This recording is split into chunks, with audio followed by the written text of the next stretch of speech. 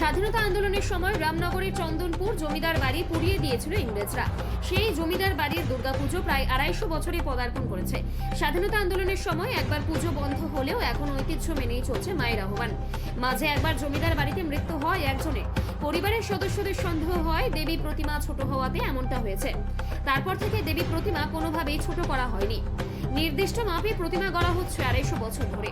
নির্দিষ্ট একই কাঠের কাঠামোতে প্রতি বছর প্রতিমা গড়া হয়। ইংরেজদের আমলেও এই দুর্গাপুজো রামনগর এলাকায় খুবই বিখ্যাত ছিল বলেই শোনা যায়। আগে জমিদার বাড়িতে হতো যাত্রাপালা, সাংস্কৃতিক অনুষ্ঠান। এখন সেই জৌলুস হারিয়ে গেলেও বর্তমানে প্রজন্মই সেই পুজো আগলে রেখেছে। জমিদার বাড়ির পুজোর বিভিন্ন রীতি ঐতিহ্য দেখার জন্য প্রতি বছর ভিড় জমান স্থানীয় লোক থেকে দীঘায় ঘুরতে আসা পর্যটকরাও। সাবেকি প্রতিমা এখনকার ঐতিহ্য। জমিদার বাড়ির অনেক সদস্যই বর্তমানে দেশ ছেড়ে পাড়ি দিয়েছেন বিদেশে, কিন্তু পুজোর সময় সকলেই ফেরেন বাড়ি। একযোগে চলে মায়ের আরাধনা। 1942 সালে স্বাধীনতা আন্দোলনের আগুনে আঁচ ছড়িয়ে পড়েছিল মেদিনীপুরের আনাচে কানাচে। পূর্ব মেদিনীপুরের রামনগর এলাকার চন্দনপুর গ্রাম ছিল তৎকালীন স্বাধীনতা সংগ্রামের পীঠস্থান। বিপ্লবীদের গোপন ঘাঁটি ছিল ওইখানেই।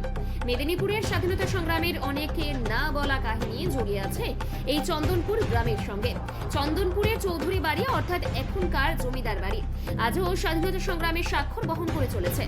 জমিদার পুলিন বিহারী চৌধুরী ও ভূধর চৌধুরীর বংশধর রজত বরণ চৌধুরী স্মৃতিচারণ করেছিলেন সেই স্বাধীনতা আন্দোলনের রক্তক্ষয়ী সংগ্রামের কথা।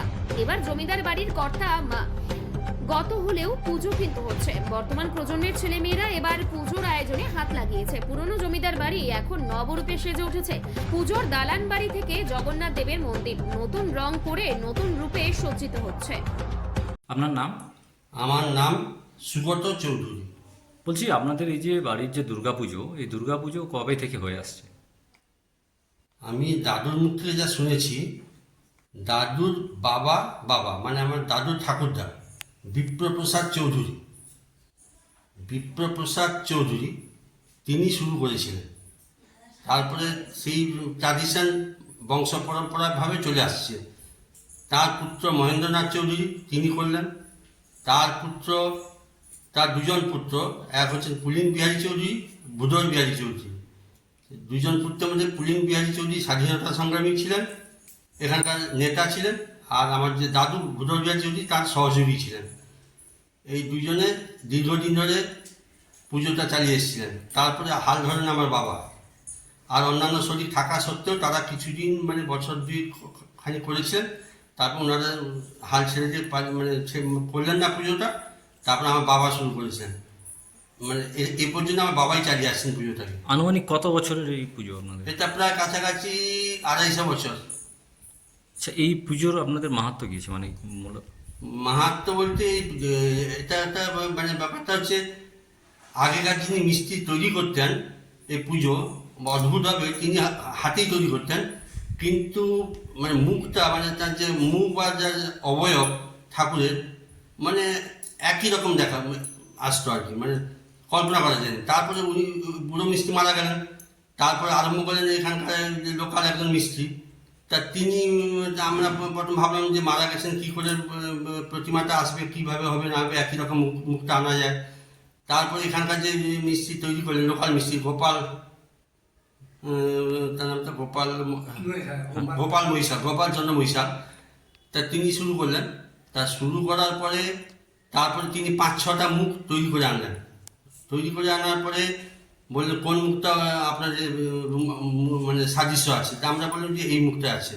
তা তিনি সেই মুখটা যেভাবে তৈরি করলেন, বললেন আমি মানে প্রতি বছর আর করতে পারবো না, ওটাকে ছাঁচ করে রেখে দিচ্ছি, কারণ আমার পক্ষে প্রতি বছর একই রকম আনা সম্ভব না।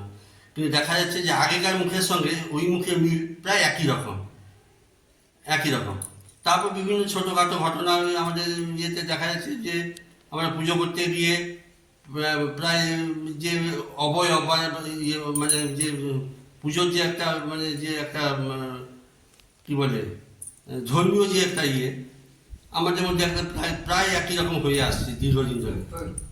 না, ওই কোন মতে একটা বিষ্ণু মতে নাকি বৈষ্ণব মতে আমাদের পুজোটা বৈষ্ণব মতে সাত্ত্বিক পুজো।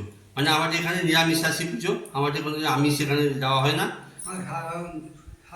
আমাদের বাড়ি শতাব্দী প্রাচীন যে পুজো দুর্গা পুজো, দুর্গা মায়ের যে আগমন শুধু শরৎকালেই হয় তা নয়, আমাদের ওই মণ্ডপেই এবং ওই ক্ষেত্রেই আমাদের দুর্গা মা সবসময় থাকেন। গ্রামের কতিপয় যুবক সেটা দেখেছে, তার মধ্যে রামচন্দ্র জানা বলে এক যুবক মাকে দেখে সংজ্ঞাহীন হয়ে পড়ে।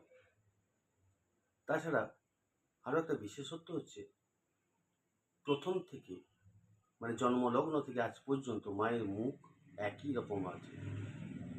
মিস্ত্রি পরিবর্তন হয়েছে কিন্তু মুখটা যেন সেই একই রয়ে গেছে।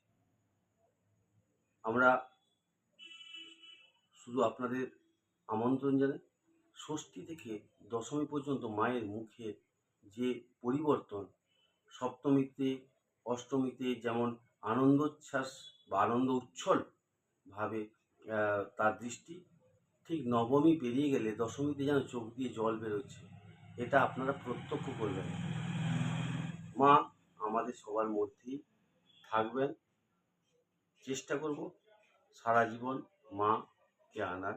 মা যদি আসেন, আমরা অবশ্যই মায়ের চরণে নিজেদেরকে নিবেদন করব।